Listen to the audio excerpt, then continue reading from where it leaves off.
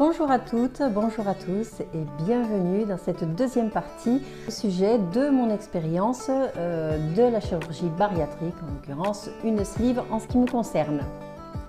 Alors pour les personnes qui n'ont pas vu ma première vidéo, je vous invite à aller la consulter, à aller la visionner si vous voulez comprendre ce dont je vais vous parler dans cette deuxième partie. Pour commencer, il faut d'abord que je vous explique, suite à ma chirurgie, ce qui m'a été conseillé de faire en fait par le diététicien en ce qui concerne mon alimentation et également en ce qui concerne une activité physique. Forcément, je mangeais très peu. Comment ça se constituait? C'était un petit déjeuner avec une boisson chaude, donc personnellement c'est le café au lait. Donc c'était 2 biscottes ou 3-4 cracottes ou un morceau de pain légèrement beurré. Vers 10 h, vous pouvez prendre une petite collation, mais alors une petite collation, c'est-à-dire ça représente quoi, une poignée par exemple de fruits secs, du type amandes grillées, des noix, de abricots secs, des choses comme ça. Ou alors un yaourt, oui, vous pouvez très bien prendre un yaourt ou même un fruit si vous voulez, si vous vous sentez capable de le manger. Ensuite, à midi, entre midi et 13 h, on passe au déjeuner. Et le déjeuner est constitué de quoi? Moi, actuellement, il faudrait que je mange 75 grammes de protéines, donc de viande, poisson, œufs, etc. Je n'y arrive pas. J'en suis encore à 50 grammes pour vous dire que même 19 mois après, je mange encore très peu.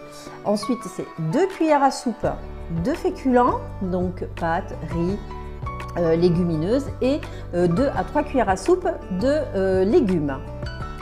En ce qui concerne l'activité physique, je devais faire 3 à 4 fois par semaine 30 minutes de marche. Je l'ai fait, oui, je l'ai même fait tous les jours. Vous pouvez même retrouver des vidéos où je partage ces moments-là, où j'essaie de me motiver tout en motivant d'autres personnes à faire comme moi. Je l'ai fait pendant plusieurs mois, tous les jours.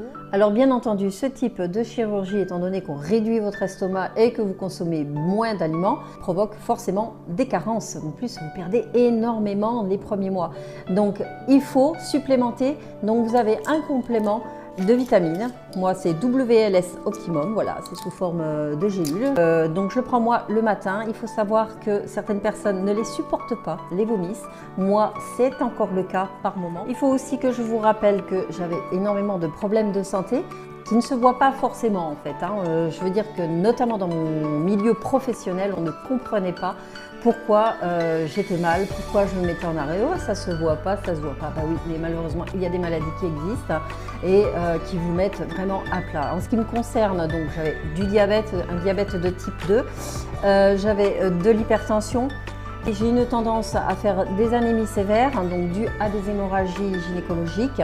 Avec la perte de poids au fur et à mesure, vous avez des douleurs qui peuvent apparaître, de petits problèmes que vous n'avez peut-être pas réalisé avoir avant et que d'un seul coup, ça apparaît parce que moi je n'avais pas de masse musculaire, enfin très peu de masse musculaire, donc j'ai des douleurs qui sont apparues, le nerf sciatique d'ailleurs qui me prend en ce moment, là je ne sais pas ce que j'ai fait hier, voilà, et j'ai des problèmes donc de rhizarthrose, j'ai des rhizarthroses sévères sur les 2 mains, les 2 pouces, qui font qu'aujourd'hui, je ne peux plus envisager de faire un travail trop manuel parce que porter du poids, en fait, ça devient très compliqué.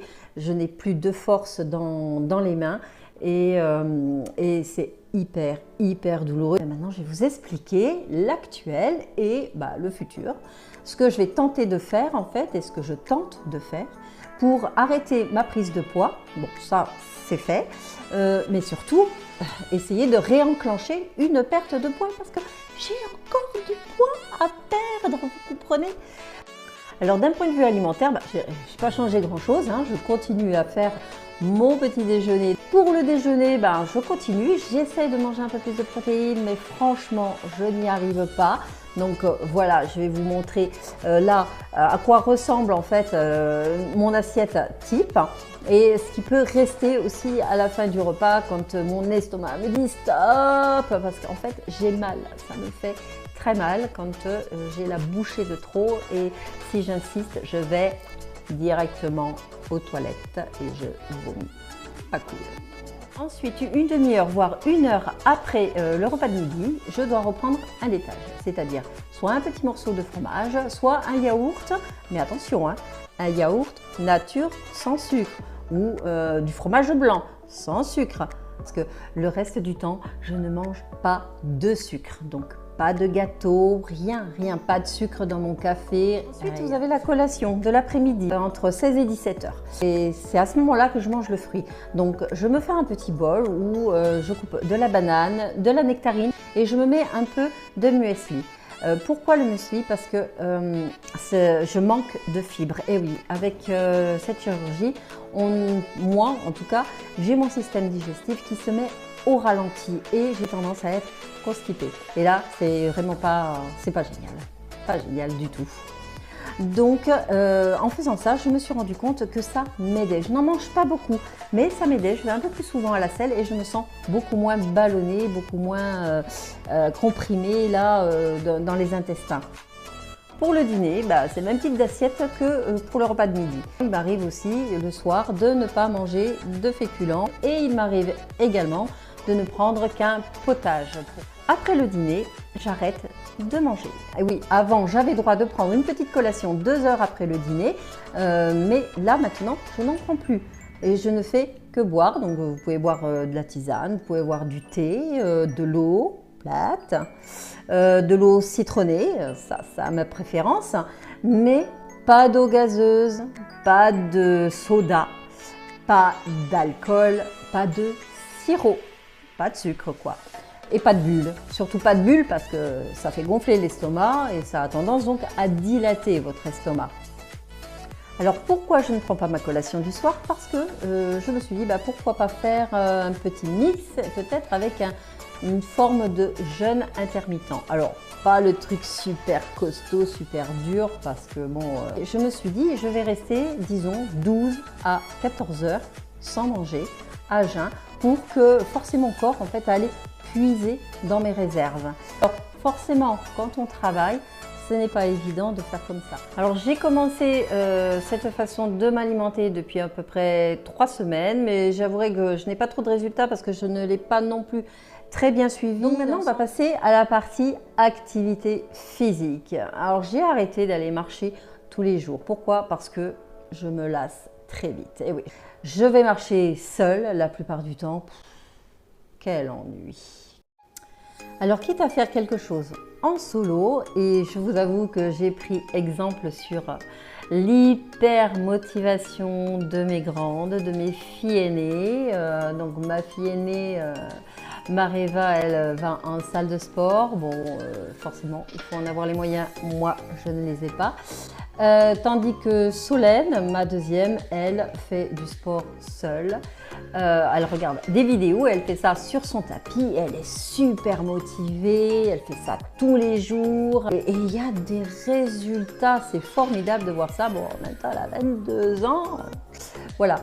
Donc, je me suis dit, pourquoi pas, je vais essayer de voir ça. Et j'ai choisi du renforcement musculaire avec du yoga sur chaise. Moi, j'ai trouvé sur YouTube un cours qui m'a bien plu, une demi-heure, et je me tiens à faire ça tous les jours. Quand on n'est pas très musclé, quand on n'est pas très sportif, j'ai trouvé que c'était accessible. Ça se fait sur chaise et peut-être qu'après je passerai même avec des haltères pour forcer un petit peu plus quand je serai habituée. Honnêtement, ça ne fait que 3 jours que j'ai fait ça et là, vous voyez, je suis en tenue. Alors, en tenue, si on veut, je suis en maillot de bain.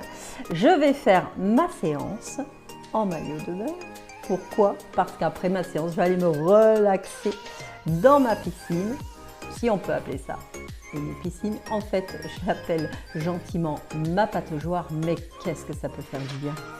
Je vous retrouverai très certainement pour une 3e partie, mais dans quelques semaines, voire peut-être même quelques mois, et que ce soit positif ou négatif, en fait, je vous donnerai donc les résultats de ce petit programme auquel je vais tenter de me tenir en fait jusqu'au bout. Si vous êtes dans mon cas, restez motivés et n'hésitez pas, mettez des commentaires. Je n'ai pas la science infuse, je teste des choses et j'essaie de les partager. Voilà, je vous dis à bientôt. Bonne journée, bisous.